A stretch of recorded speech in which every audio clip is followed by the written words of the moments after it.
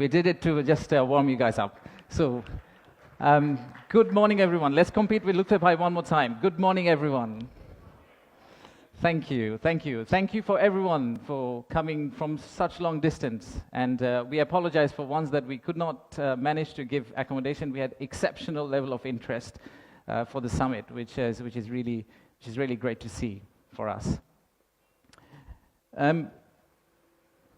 My first slide is thank you slide. That's not the last slide.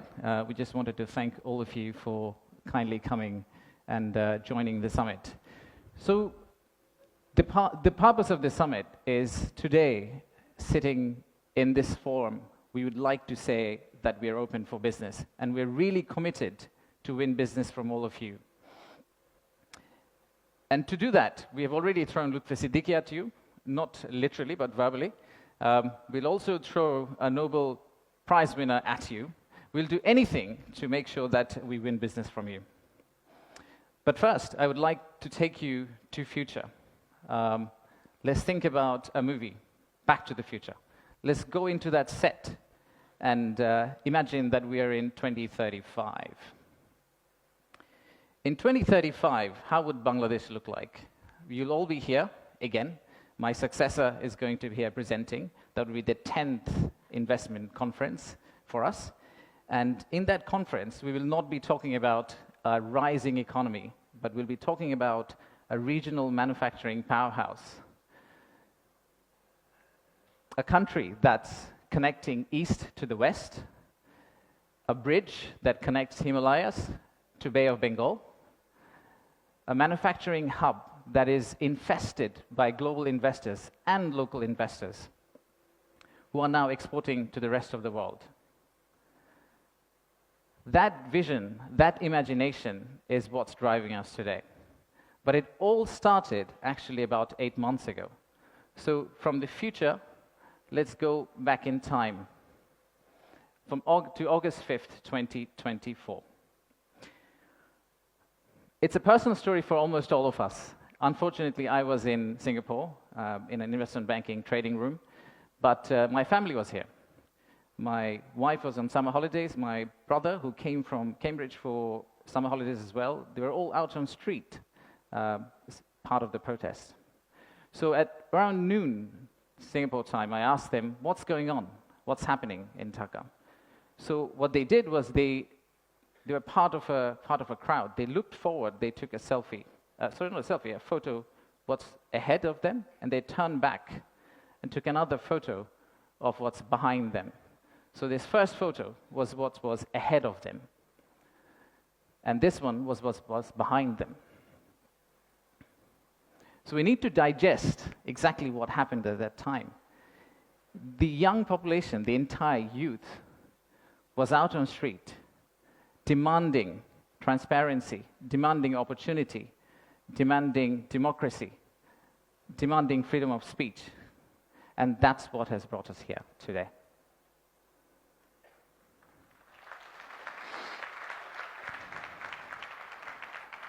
So today, the expectations are very high. The young population of our country, they're global. Unlike us, they're used to tweeting, they're used to looking at TikTok and looking at Singapore and Bangkok. So they don't want Dhaka to be Dhaka 2.0. They actually want Dhaka to become Singapore and Bangkok in 5-10 years' time. So how do we get there? That's the expectation we have. How do we get to Singapore and Bangkok within 5-10 years? How do we unlock the energy that we got during the August Revolution? How do we harness that energy and convert it into employment generation and industrialization? The story for Bangladesh was always there. A lot of you already know about it. We have 180 million domestic market. We have a young population. Almost half of it is less than 25 years old.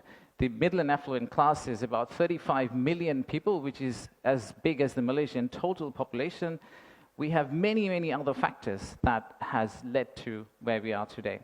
And actually, I must say that there are companies who have been here for more than 100 years and have made exceptional returns compared to the global markets. So if you look at some of these companies who have actually operated in Bangladesh for a long, long time, the returns they have got in Bangladesh is actually significantly higher than the global average.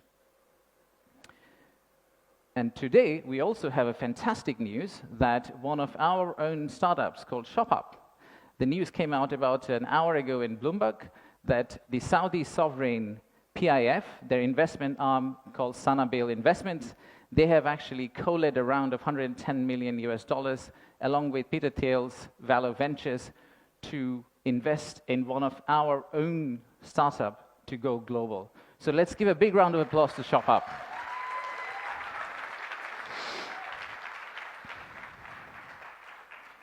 So that's today. That's today. So what's tomorrow? How do we go from here to the vision we have for 2035? So this $180 million story, or 180 million people story, is not enough. I think we need to redefine market. We believe the market is actually much larger. When we talk about market, we should be talking about a much larger regional market which you could potentially serve out of Bangladesh. You set up your factory here, you export out to all these markets. At the same time, I would expect these markets to set up their factories and push it back to Bangladesh, use the ports of Bangladesh, and potentially export out to the rest of the world. So the narrative that we've had of why invest in Bangladesh is not really a domestic market 180 million story. It is a regional story, and it's a global story. To further strengthen ourselves, we have decided to enhance our port capacity. In Chittagong area, what you see now, we are actually tripling that within the next few years, which is essentially allow this region to consider Bangladesh as one of the biggest logistical hubs. However, that's not all. We need to do a lot more. So at the beginning of interim government's period, we actually decided to talk to more than 200 CEOs and entrepreneurs who actually are doing business in Bangladesh today. And we wanted to understand how can we convert our critics into our ambassadors. They are the only ones who could potentially bring business for us. They are the only ones who, if they travel abroad and say Bangladesh is a great place for business, that's when we are likely to get more investment. So we divided all their complaints into two groups, or the solutions that came out of that complaints. The list of challenges are very long. It's from the Earth to the Moon and back. But we whittled it down to a few action items, some of which are short-term wins, so some of that you see here, some of which are actually long-term policy reforms that we would like to also undertake and set the direction of travel for the country in the right course so that the incoming government, the next government, the political parties who come and start driving this economy, they can follow the same script for us. I'll give you a few examples. Let's start with, we talked about a true one-stop service. There are two elements of one-stop service. The first one is the human element, and then there is a digital element. In the human element piece, what we have decided to do is we are going to co-locate the primary agencies, the high touchpoint agencies for our investors in one location. So that instead of the investors walking around different ministries, and we have a lot of them in Bangladesh, they all come to one office and they end up meeting everyone. We've also decided, like banks, and I am from banking, I guess that helped, that we are going to set up a relationship management team under BIDA.